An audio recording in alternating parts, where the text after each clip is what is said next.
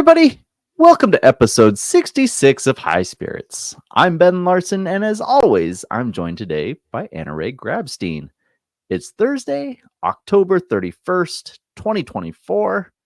Happy Halloween. Today, we're going to be diving into the world of Wana Brands, North America's largest edibles brand. We have Joe Hodas, the recently appointed president, joining us. It's going to be exciting. Talk about taking over the world with edibles. But before we get there, 𝗟𝗏, happy Halloween. Trick or treat. Neither of us are dressed up. What's going on?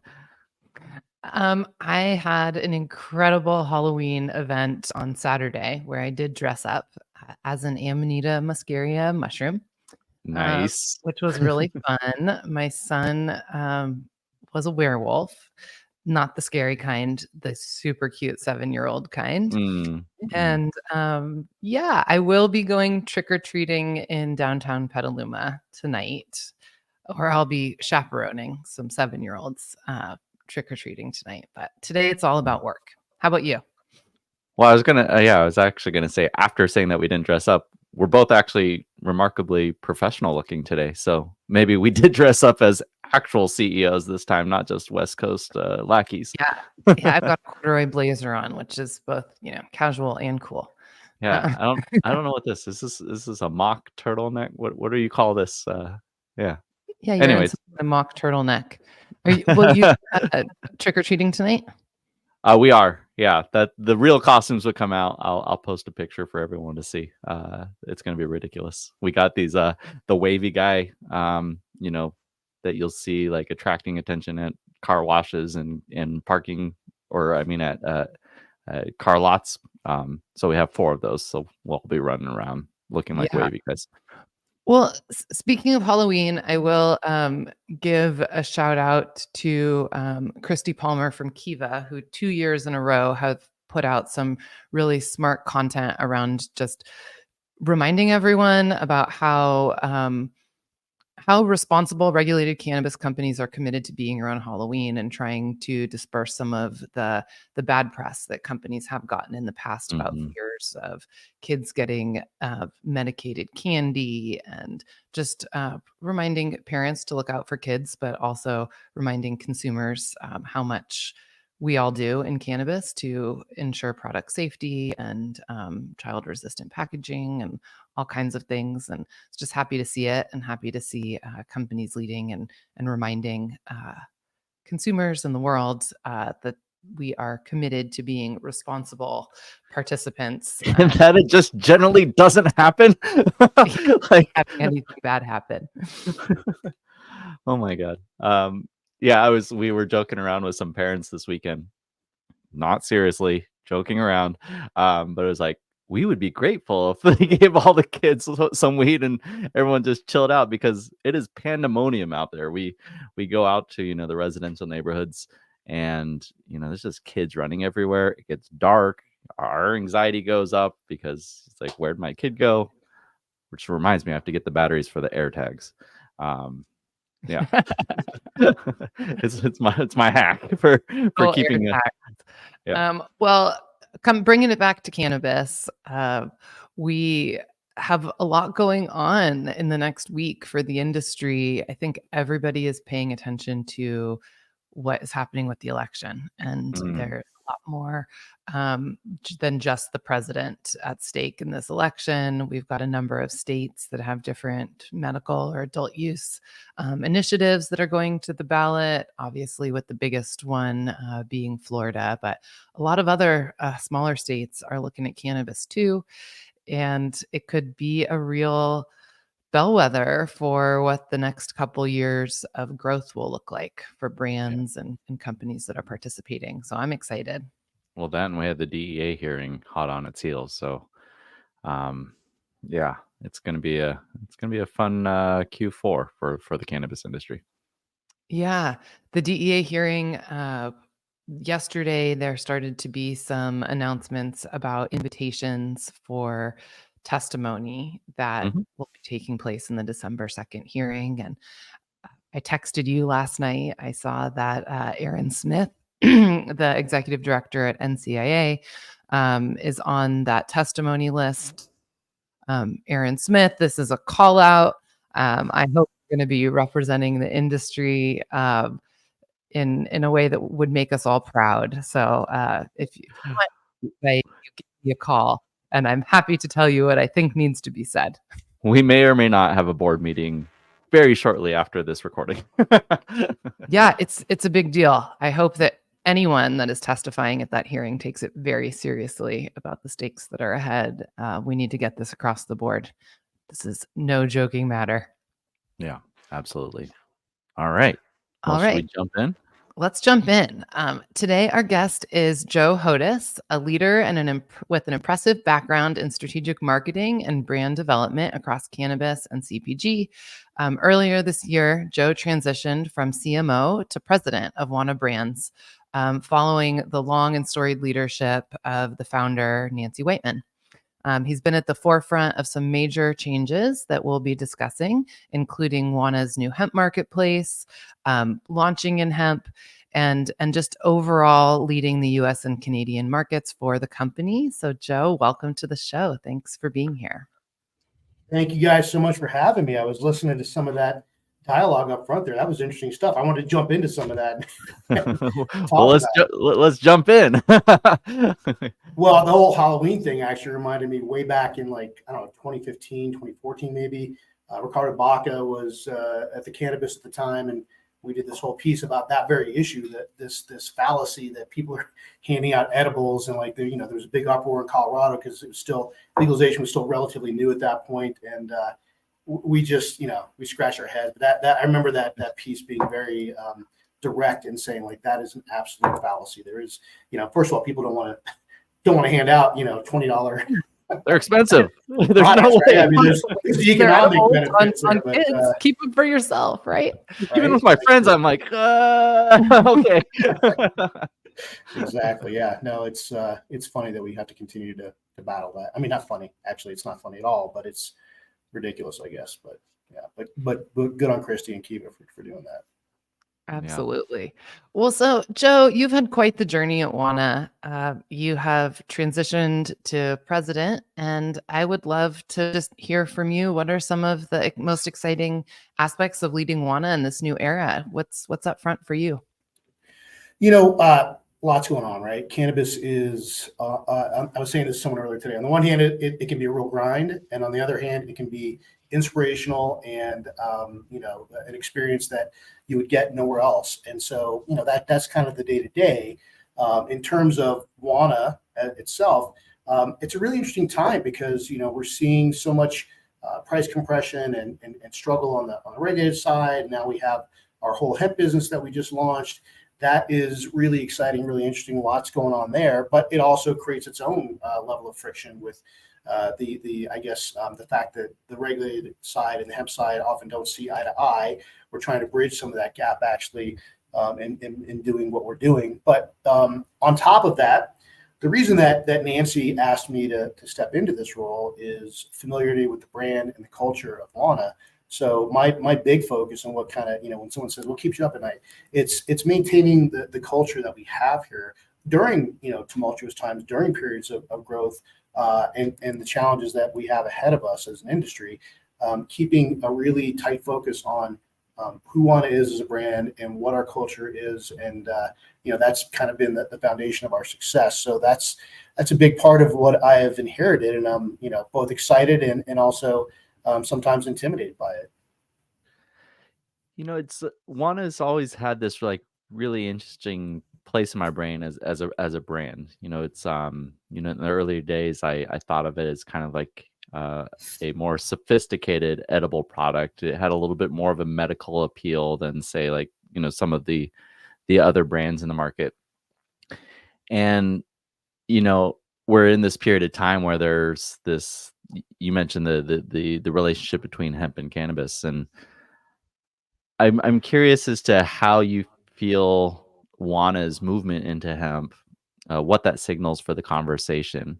There's been a couple brands and a couple CEOs that we've had on, like Christy from 𝗪𝗏𝗏𝗵, where that's like 𝗪𝗏𝗏 for me was like a very heavily focused on the regulated California market. And maybe that's just because I'm here in California. You know, Wana's based in Colorado. Maybe it's similar there. But you guys kind of bridging into it, it's like, for me, it's like this opportunity to just talk about like hemp is cannabis, and like this is just another access point, and these are similar products. And I don't know, I'm very appreciative of your brand kind of like jumping in and it just being another data point in the minds of the consumer, but having a little bit of a different kind of angle than other brands that have made the jump. Great intro to the hemp discussion, right? So a couple of things, and we at Wana, we talk about this a lot, that we are pretty mission driven. So our mission being to enhance people's lives, and we do that through the products that we create and deliver. We do that through the community efforts that we participate in, and we do that by trying to be the best environmental stewards that we can be. Hemp, in our mind, is an extension of that mission and that focus, right? Because we can now reach consumers in markets that we couldn't previously reach. So I'm talking about the non-regulated markets, which is really where a lot of our focus is with our hemp division. But on top of that, and I might get into cranky old man mode in just a second, because I think part of what I'm about to say is tied to the fact that I think as a regulated industry, we have created this self-fulfilling cycle of focus on lowest price per milligram, biggest bang for the buck. Dispensaries being even the nicer dispensaries, maybe not being an environment where someone who is new to cannabis or is interested in cannabis feels 100% comfortable walking in and asking questions and getting pointed to the right product for them. And so we've always, from day one, talked about growing the pie, right? But we're not creating an environment that really allows us to do that makes cannabis accessible to people that might otherwise not access it. And so on the hemp side, some of that gets removed. Now, I will tell you, simultaneously, I see some of what is going on in hemp and doesn't thrill me either, right? So I've spent some time in Texas recently, some other markets where I think the lack of regulation, the dosages, the variety of different cannabinoids, some of which I'd never even heard of, to be honest, which is weird given that I've been in this industry for 12 years, is an issue. But where I'm going with all this is to say we've always focused on innovation. We've always focused on creating products that are going to benefit people. And sometimes that telegraphs as medical, which we don't really differentiate between medical or recreational. People use cannabis for a variety of different reasons, but we have our Optimals line that was really created to say, sleep, pain, anxiety, energy. Those are all really targeted effects-based products, use case specific products that are meant to help enhance people's lives that way. Then we have our full line of Quick and our longer, harder hitting classic line, all of which can kind of get put underneath this umbrella that Wana is a little more medical focused. But really, I translate that as saying we're a little more intentional in our design of our products, in the way that we formulate our products. And I think with hemp, that allows us to communicate that maybe more effectively, in some cases directly to the consumer via our shopwanderous.com website. Like that plug? I just fit that in there. Yeah, I love that. I didn't mean to. No, I mean this seems to be a big step. Like, and we'll talk about beverages in a minute. That's one of my favorite topics. But yeah, really putting a stake in the ground. As a business owner, we always talk about focus and like really making sure that we're not overextending ourselves, and launching a marketplace is a big step. So I'm sure there was a lot of consideration into what drove this decision. Can you talk about that a little bit? Like, why did you feel the need to launch your own marketplace? Yeah. So, what you're scrolling through now and the marketplace, the reason we did a marketplace is we looked as we were thinking about hemp, and we knew that, I would say 2 years ago, this wasn't necessarily on our radar, something that we wanted to do. But as we saw more and more companies engaging in it, as we saw the opportunity and also the sometimes the impact on the regulated side, we felt like it was something that we had to do, and something that gave us a new opportunity to speak to those consumers that we're not currently reaching in the regulated markets. All that being said, we also recognize that you had one of two different models at the time. One was you had single brand or single product, in some cases companies that set up a website, and we're selling direct to consumer with not a whole lot of variety, certainly a lack of information, but potentially, decent products. The other side, you also had companies that were selling direct to consumer products with a complete lack of information, dosing, various cannabinoids, just a real irresponsibility, in my opinion, for the hemp market. And so we were looking at all of this and saying, well, how can we step in, leverage who we are and what we do from an education standpoint, from an integrity standpoint, and bring that to this space. And so what we thought is, why not help curate a platform for brands and products that companies that we know, companies that we believe are producing responsibly, and take some of the guesswork out of it for consumers who may, find themselves looking at a hemp-derived product and really have no idea whether to trust it, where it's made, how it's made, what the effects might be. And so taking some of that guesswork out and creating a marketplace versus just a narrowly focused Wana branded site really was kind of in line with our mission of bringing education and bringing the right products to the right people at the right time. Joe, talking about this evolution that you've been through, bringing the hemp products to market, I think is really relevant in that Ben and I often talk with CEOs at different phases of their development as cannabis operators that operate in the adult use space, and also on the hemp side, but specifically as someone that started on the regulated cannabis side, medical and adult use. I think that there have been a lot of companies that out of the gate had a lot of problems with hemp because it was competitive to them with less regulation. There's been a whole debate about the fairness of having the two products compete in the market. And then we're starting to see folks that become more open-minded. And I've been seeing this in some ways of just getting out of denial, of like accepting and realizing what's right in front and that there is this opportunity. And then instead of fighting up against it, maybe we should consider it and think about how we might participate in it instead of fighting back against it. And there clearly must have been some of that in either your mind or in kind of the broader consciousness in Wana from a strategic perspective. But what I want to specifically kind of dive in on is within that context. I've seen some cannabis companies that have chosen to get into hemp be very specific about the markets that they'll bring hemp products to market in and having them not be competitive with their cannabis markets. Like, okay, maybe we're in 10 regulated cannabis markets, we'll sell hemp in all the others, but we don't want to cannibalize the products. But what I heard you say earlier, which I think is spot on, is that the consumers are different. And so I want to hear your perspective on the way that you're thinking about go to market and thinking about competition with your existing product lines, or maybe there isn't. And just talk me through some of your thinking on that stuff. Great question. And it's one that I've had a number of conversations with our partners around the country about. And our focus was never to be competitive with them. And so there's a couple of ways that I break that down. So one is looking at the products that we have on the website. So I'll give you the best example and very relevant for Ben here is beverages.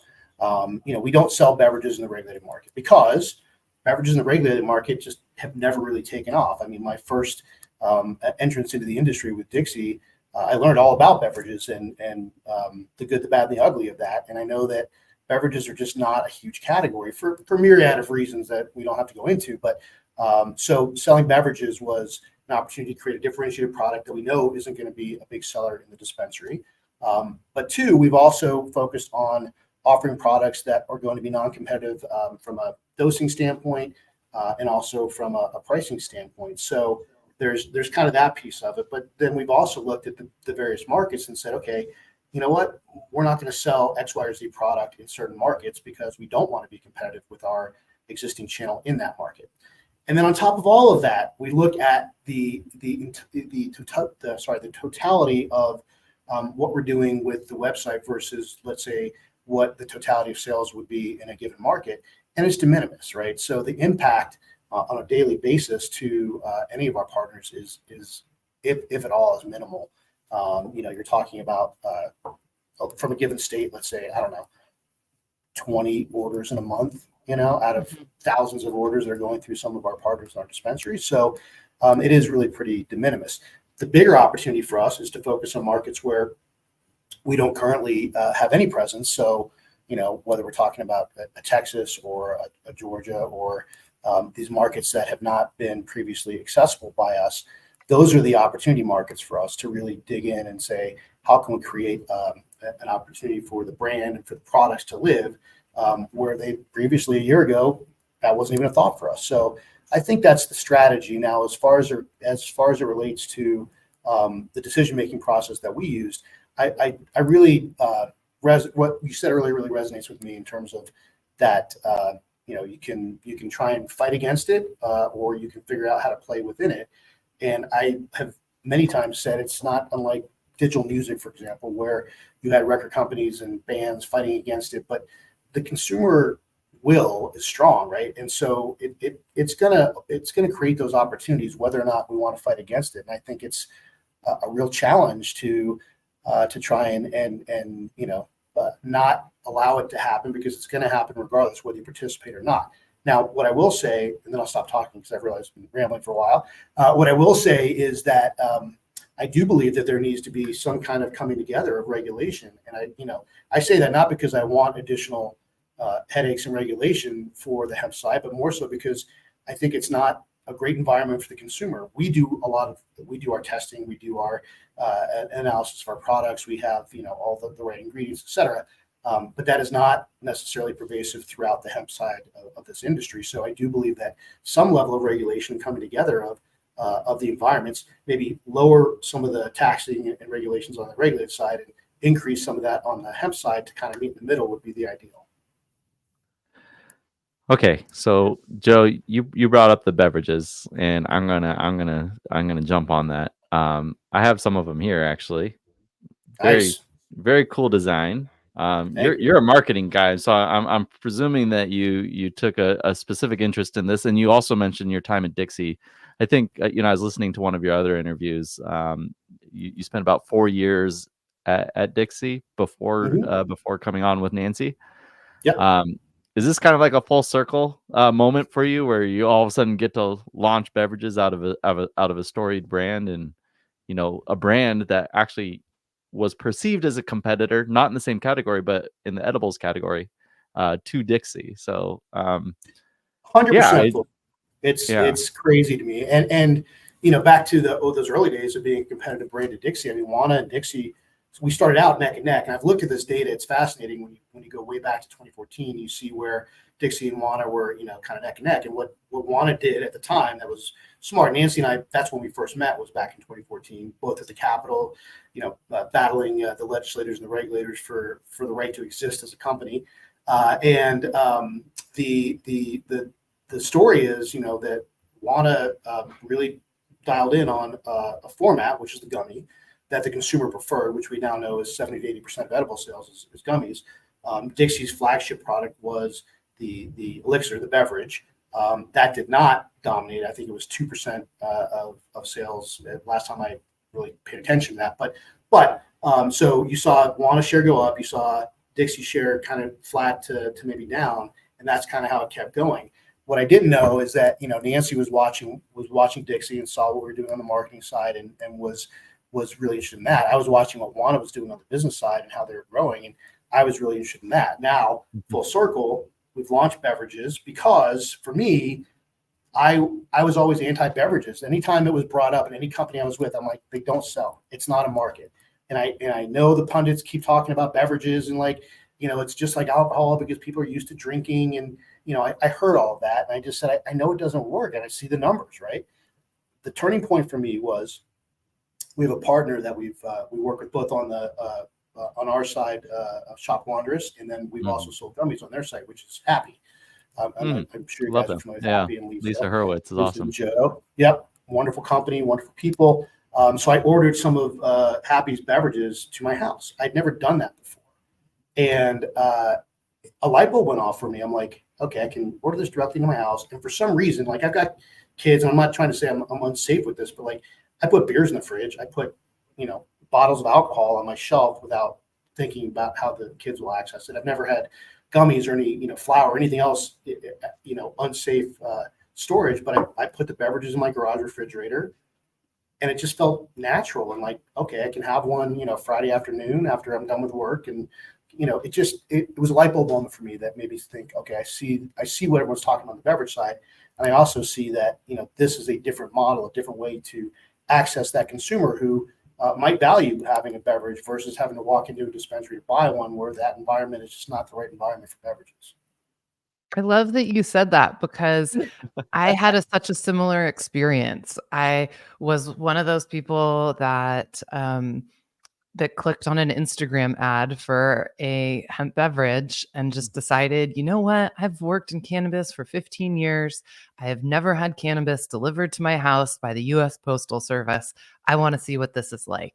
And it was just so cool to receive it. And pretty undeniable of like, wow, that was really efficient. That was a good customer experience. That was like just delightful in every way.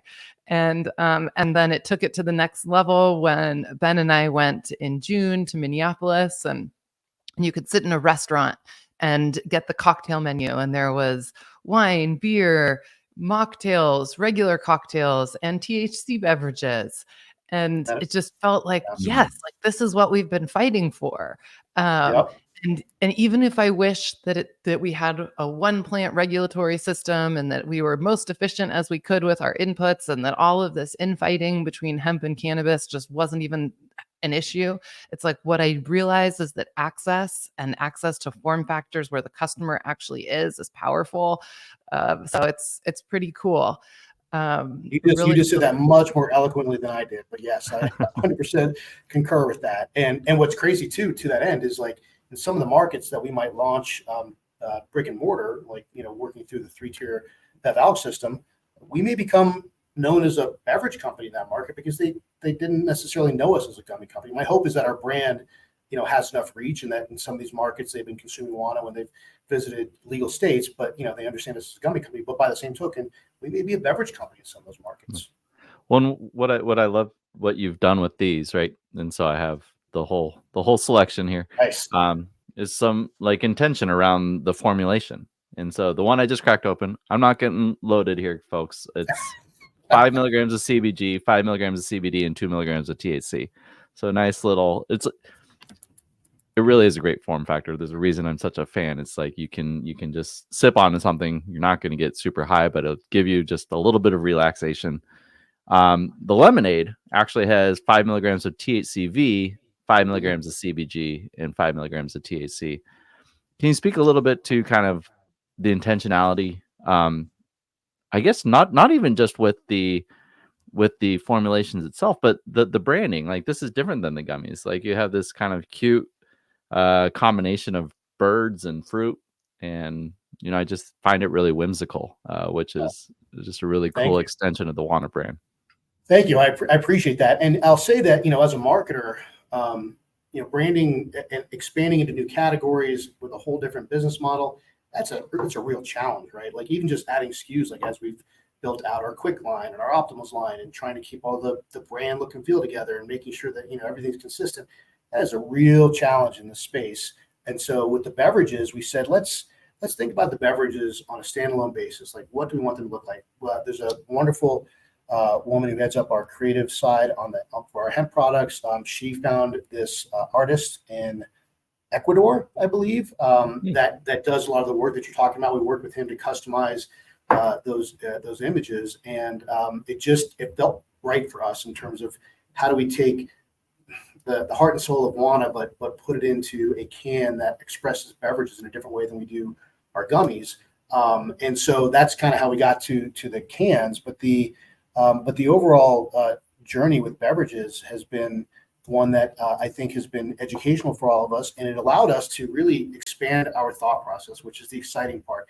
Everything from innovation on the formulation side to brand work, that's what gets people energized and excited, right? And so, to the point that you made about the formulations in those products, a lot of those are formulations that we use on the regulated side in varying dosages, but similar combination of cannabinoids that we know have a very specific effect. So like the THCV, we know that cannabinoid for the products that we created provides a really nice kind of energy and mood lift, and really goes well in our lift product that we launched on the gummy on the regulated side. So we transferred that over. Now, I'll be honest, the question I have is, does the consumer on the hemp side coming into, let's say, a liquor store, does that resonate with them? How do we communicate to them that this is a differentiated product from the straight distillate, product that you're seeing next to it? Those are the challenges that we have that lie ahead for us in terms of understanding how all of this is going to work together in a Wana ecosystem. Yeah. So I'd like to dive into what winning means. You're talking about expanding into a new category, to a new channel. You're already in a number of states with the regulated products. How do you know if you're winning? That's a great question, because some days, it's hard to see that forest for the trees, right, in this business. But we're really dialed in on our metrics, in terms of revenue, in terms of EBITDA, right? So are we doing this profitably? Are we growing? We have our goals and our metrics for both of those. And so that's at the highest level what we track. But we also want to look at, what's the repeat buy, right? So, and that's data that we sometimes have a hard time getting from dispensaries, but it'd probably be a little bit easier in this more traditional 3-tier channel. We can see what that velocity looks like, because what that tells us is we're finding an audience, they like the product, and they're coming back for more of that product. And so that to us, it will be a win as we see that velocity begin to pick up. I think our strategy on the regulated side will also apply to the hemp side, which has been, let's get to a lot of markets quickly and really establish the bar, right? Because that's what we did on the regulated side. Even, we launched in small markets, Arkansas and Mississippi, and markets that weren't hugely on the radar for a lot of companies, because as I mentioned earlier, it's our mission to bring those products to people, but also because we know that if we can get in there early, establish some brand loyalty, and also show them what a great edible product looks like, that will help us maintain that brand and market share moving forward. In some cases, those markets grew up immensely overnight, like in Missouri. Wasn't a huge market when we entered it, but having been there for as long as we have, that really helped to establish the brand and create some loyalty. So similarly, we'll hopefully be able to do the same on the hemp side of things in those markets where it's allowed and there are some regulation. I'll tell you that our preferable model is markets that do have some level of regulation, because I think that uncertainty of, what is it going to be, this or is it going to be that? Like, how's this going to change? And we're very much in the middle of that for a lot of different states, but we prefer to go into markets where we can say it's clear. This is what the products are applicable, and this is the channel through which we can sell them. Well, as an entrepreneur, one of the forms of winning is exits, and we don't get to see too many in the cannabis industry. There's a lot of, I know, fund managers that are still waiting on exits and markups for their cannabis companies and portfolios. But Wana is one of those few companies that has actually reached the promised land, so to speak. Still operating, which is great. It's like there's always this question about what happens to a brand after it gets acquired. But can we kind of dive into that dynamic a little bit? How has that acquisition either changed the trajectory of Wana, or helped you in some ways kind of continue this growth trajectory? Has it been wind in the sails, or what should people on the outside know? Because I don't think we've heard too much about it since. Yeah, well, look, I think that the short answer here is that it's a benefit, right? So what you said, wind in your sails, right? So this allows us the relationship that we now have, and forming 𝗬𝗎, Canopy USA, is part of this, but it brings together brighter minds, more minds. It brings potentially resources, and I don't necessarily mean financial, but I mean just in terms of if this company has this healthcare program and we have a different one, like what's the best opportunity for us to partner on that? So there's a lot of synergies that we've just begun to really explore, that I think we have a great opportunity moving forward to to really dig into that and find a lot of synergies across the companies that are involved. And then for us on a day-to-day basis, it's, full steam ahead with our plans and our model and the way that we're growing. So there's support there for our approach. I think the reason they acquired us is because we have a strong brand, we have strong products, and we have strong people. Smart acquirers don't want to mess with that formula, right? Why would you want to? So there's not always smart acquirers out there. It sometimes is tragic to see what happens to certain brands, but it's nice to see that you guys have seemingly kept some autonomy with how you've been growing the company. Yeah.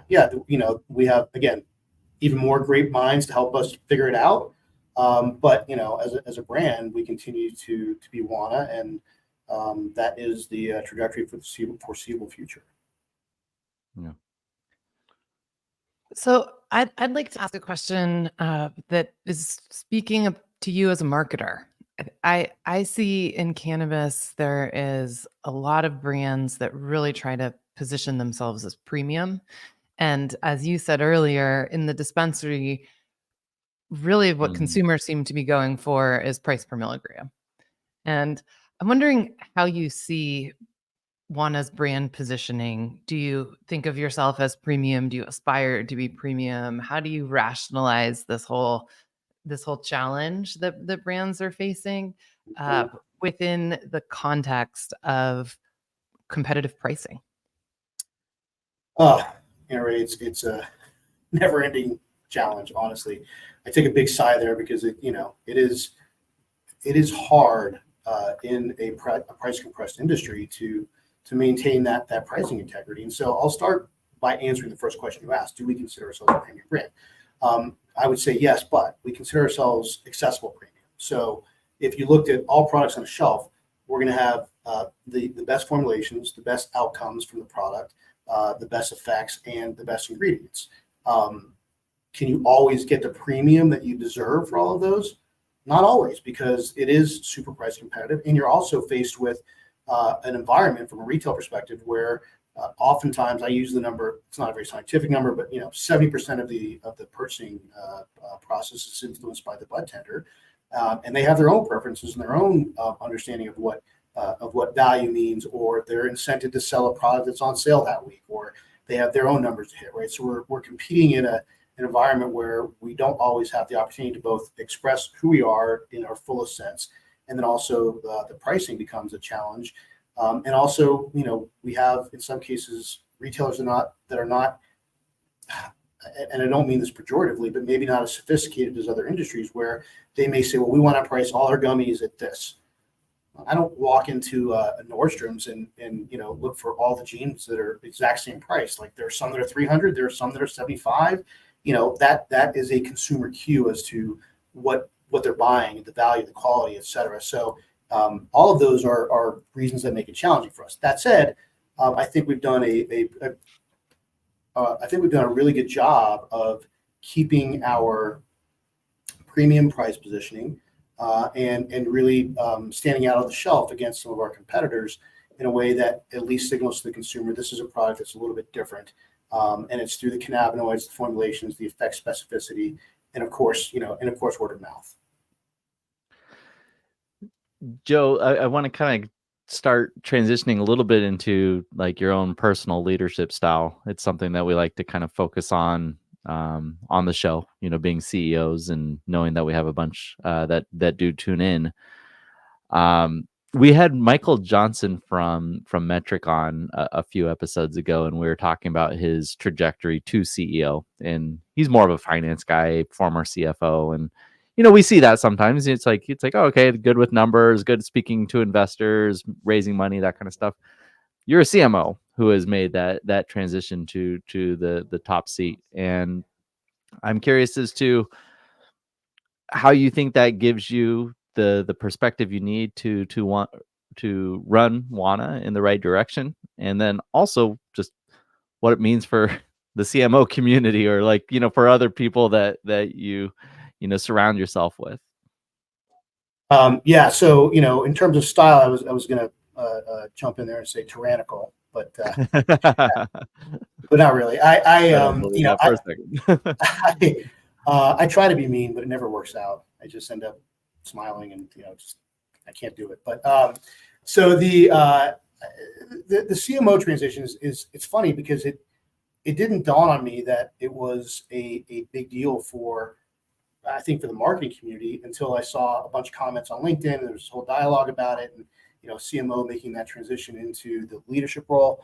To me, it was Nancy and myself and our leadership team here at Wana making a decision that we felt was right for the brand, based on, again, the fact that brand is of the highest value here, and culture, which is a big thing for me, is also really important to the brand. So it made sense, right? Like, I didn't think marketer becoming president, but once that was kind of illuminated for me, and I began to really think about that, I realized, like, yeah, you're right. Mostly it's CFOs and COOs that assume that position because they have deep operational experience or deep financial experience. In this particular case, I am surrounded by people who have those skill sets, luckily. We have an amazing CFO in Sandy Lee, an amazing CRO with 𝗟𝗏𝗿𝗏, and an awesome COO with 𝗪𝗏𝗏. And so I feel blessed, to use that word that I think is an overused word, but in the fact that I have very smart people who can handle the things that maybe aren't my strongest suit. Like, I know my way around a spreadsheet and financials pretty well. Can I, build out regression models and come up with, a million different ways that we can look at financing something? No, but luckily Sandy can. So I'm surrounded by great people, which then allows me to really focus on vision, on culture, on brand, and on making sure that we are a company that people want to work for, that want to do their best for, and that we are able to articulate that culture through our products and through our brand into the communities that we work with. Love it. To dive in deeper about the way that you became the leader that you are today, and that you continue to grow, hopefully, as we all are. I'm curious if you have any mentors or advisors that have helped you along in your career, or communities that you're a part of that you turn to just to keep the oil in the wheels. Yeah, I do, luckily, and that's critically important, right? To surround yourself with people that can lift you up and can give you the right advice and direction. And it's everywhere from my family. So my father-in-law, who passed a few years ago, a tremendous mentor to me, CFO of Zales, very spreadsheet numbers guy, but really also understood how to treat people and how to find integrity in the work that you do. My brother-in-law and sister-in-law, similarly, very successful, great advisors for me. I've had some bosses along the way. Jeff Potter, who was the CEO of Frontier Airlines, has been a great mentor for me, as well as the VP of marketing there, a guy named Andrew Hudson. These are all local Colorado folks. Has been a mentor for me. And then in the cannabis industry, honestly, Nancy, right? Obviously, she was a mentor for me before I moved over to Wana. So that was the nature of our relationship, and it has only grown since then. I still talk to Nancy very regularly. She is gracious enough to continue to provide that level of support and mentorship. And so, all of those combined have given me a really strong foundation of people that I can turn to when I have questions, when I struggle. I tend to be, I overthink, right? So I internalize a lot, as I'm sure, many people do. That's not unique to me necessarily, but I know that being able to talk it through with people and get different perspectives are the ways that I come to a better decision, a better conclusion. And so I leverage every single person I know that can help me in that process. I love that. Anna Ray and I were just talking about that yesterday, about these communities that we're a part of that provide these grounding points. For me, it's monthly, a very regimented, like, kind of monthly group that I meet with, and having that opportunity to sanity check just this world that we're living in. They're a common phrase. I'm looking to do that. Ben, yeah? I'm sorry to interrupt you. A quick question. Like, is that because I get approached by these CEO groups, and you can be part of this great CEO group for $10,000 a year or whatever it is. Yeah. Is that are you involved in that kind of thing, or is this your own group of people that you kind of pulled together? Exactly. Yeah. There's actually a couple. So one is exactly that. It's called Vistage. And I meet with anywhere between 15 and 18 CEOs every month. And the interesting thing about it's the same group every month. So there's a lot of trust that's built over time. I'm the only cannabis person in that group. And, the kind of like settling thing is we all deal with the same problems. Mine are a little crazier at times because of cannabis, but it's all the same issues. And a lot of times it's interpersonal, team dynamics, that kind of stuff that is the most kind of maddening thing sometimes, or at least ones that you can overthink. So having those moments to like just sanity check yourself, bounce ideas off people, and I always find that when I walk away from a session that I'm calm and I'm grounded. I'm going in like with clear thought into the next month, and then it builds up, and then it's another pressure release. But yeah, critically important. So highly encouraged to everyone out there. Well, that's an interesting. I need to go back to them then, because I've been approached by them and a few others, and I put it off. But maybe that's a good opportunity. I appreciate that. Absolutely. Yeah, it's critical that leaders continue to invest in themselves, because that's really the proven key to being able to show up for your business. And almost every great leader that we've talked to has someone or some group that they're a part of that's helping support them in their journey. So it's fun to talk about that stuff, and more to come for sure. I am wondering, as we're talking about leadership, kind of a slight jump, but just before we start to wrap, I'm really curious globally about how you're looking at the global market and potential leadership for Wana around the world as well. Because I know that you're in Canada and the U.S., but as part of a global public company, my expectation is that there's big discussions going on about markets that are turning on all around the world. And I'm wondering if you're paying attention to them, and if Wana's charting a plane across the sea. Well, yes and no. So the yes part, well, yes, I'm looking at it, and yes, it's always a topic of discussion. And yes, Canopy has presence in multiple countries as well, and trying to find those opportunities and synergies with them is really important. We are not only in Canada, but we also are in Switzerland. So I'm going to use that as a case study to say this is what we need and what we look for in any opportunity where we can expand internationally. So Switzerland, in my opinion, was kind of a little bit of a sleeper market, and I don't even know that a lot of people know this today. They put together what they're calling pilot programs, and so every city and canton, which canton was a new term for me. It's like I guess we would call it like a state, is allowed to apply for these pilot programs that you can have up to 5,000 participants. A lot of detail. Anyway, long story short, it is a way for them to test the waters of essentially adult use legalization. You have to apply to the program as a consumer to be part of it. Actually, funny side note to that is that you have to be an existing cannabis consumer. They will test your blood to make sure there's THC in your blood before you're admitted into the program, which I thought was kind of interesting. And so that is a framework that we say, okay, edibles are part of this. There's regulation for it. They allow for it. This is a market that has potential for us. So we have a great partner there, and we're working into that market, and that's really exciting. We have continued to watch all of the noise around, whether it's Germany or Australia or any of these many other markets where legalization is either starting to occur, like Germany, or where there's a medical program like Australia. But what we've really decided, because we've had so many discussions and it's so time consuming to go down the path, and you're talking about like we looked at a certain point taking a trip over to Australia to meet with the company.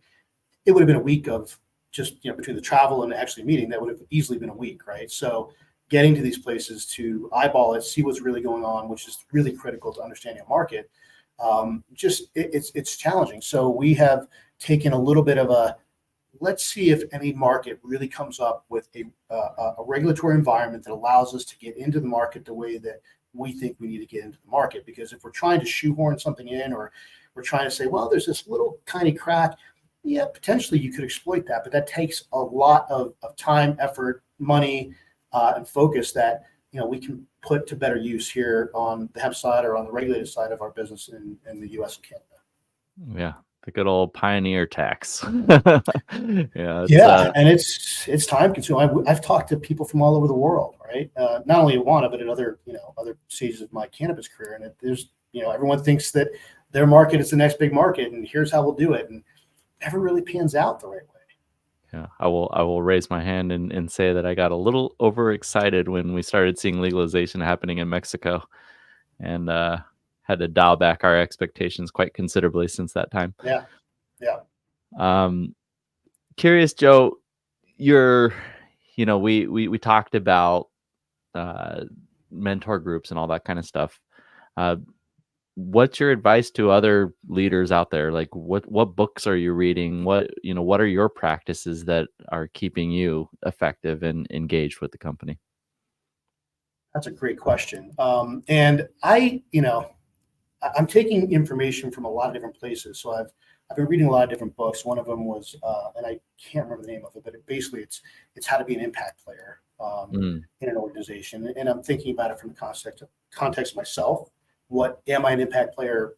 What makes me an impact player if I am, but also how to identify those within the company and why those people succeed. But I think, for me, I think what I am really, really a fan of is being transparent. And I partly say that because I've never been good at, pretending to be this way at work, but being a different person at home. And, I'm not saying I have to mix those two lives, but I am who I am. And I find that it is empowering. I'm going to use a term that I really hate, but I'm just going to use it anyway. But showing some vulnerability as a leader, I think endears you to people and helps them go like, oh, he's just like us, right? And so, not that was ever a question, but I think allowing myself to say, okay, this is what I'm feeling, and I don't have to blurt out every single emotion I have. I have enough control not to do that. But knowing that there are times when you feel this way, and it's okay to communicate that and to ask for support, but likewise to be able to provide that support for people when they need it too. I think that's really important. And I don't mean necessarily in a soft, touchy-feely way all the time, but really to be able to hear people and to also be able to relate to it as a human being, I think is an important quality and trait for a leader. Love that. Thank you. I'm going to hold you to get me that book reference after the show. I will. And actually, Eric, our CRO, is the one who turned me onto this book. So happy to do that. Awesome. Well, Joe, it has been such a pleasure having you today. And likewise, we give all of our guests an opportunity to make a last call before we say goodbye. And this is your chance to make a plug, a lasting impression, give some advice, really whatever you want. So, Joe, before we say goodbye to you today, what is your last call for our audience? My last call is that I really hope that regardless of the election outcomes and, regardless of what's going on politically right now, that we figure out a path forward for cannabis that provides it accessibility to everyone who wants it or needs it. And that we really finally pull away that veil of, cannabis as this secret society, or that it's not for everybody. Because I think there's a huge opportunity to improve our world and our conditions as human beings through cannabis. And I hope we can figure it out, and the infighting ends, and there's clarity, and that we create an industry that's going to be impactful for a long time to come. Love it. Yeah. All right, Joe. Well, appreciate it. Appreciate the beverage. It's delicious. Thank you. Good. It's actually my first time trying it, so this is amazing. Oh yeah. All right. Well, send me some feedback if you have any. Let me know. Absolutely. Well, you got it. You got it on the raspberry tea. A nice 2 milligram dose for my morning. All right. We'll talk to you soon, Joe.